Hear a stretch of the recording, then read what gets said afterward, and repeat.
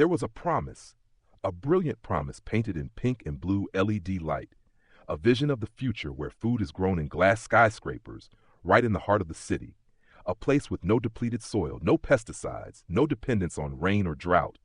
We call it vertical farming.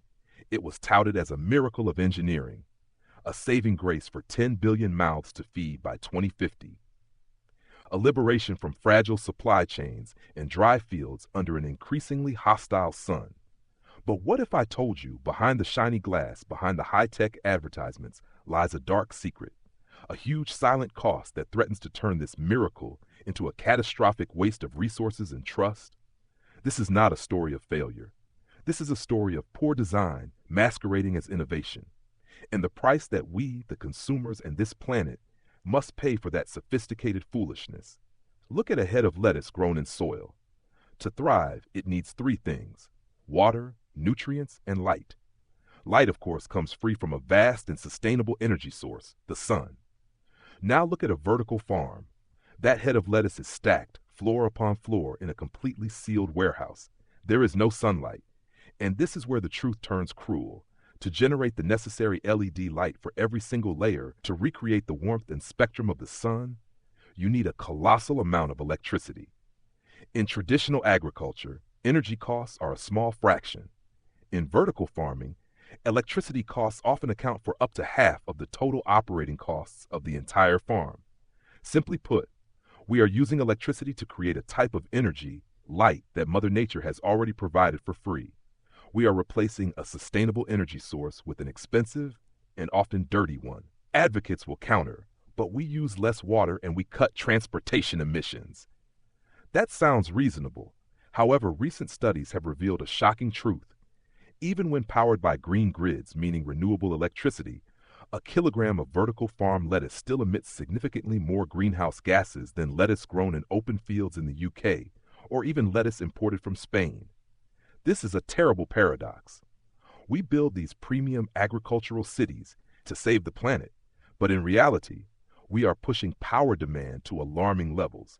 Many of the largest vertical farms in the world are still forced to rely on fossil fuel sources to maintain 24/7 operations. We have replaced a long supply chain with an incredibly heavy energy chain. This is not just a carbon issue. This is an issue of the tech world's blindness to fundamental problems. They solved one problem: food needs land, by creating a much larger new problem: the energy needed to replace the sun.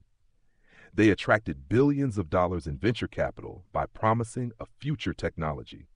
But while these companies burn through investors' massive capital in just a few years due to uncontrollable electricity costs, traditional farmers are still struggling with weather and government without any safety net or glamorous advertising. And here is the most frightening thing. This technology works effectively only for low-value crops like lettuce and watercress, things that are primarily water. It cannot solve the need for essential staples like wheat, corn, or rice.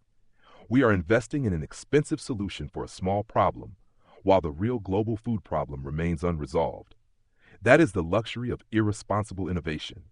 The real question is not whether we can grow lettuce in a warehouse. Clearly we can.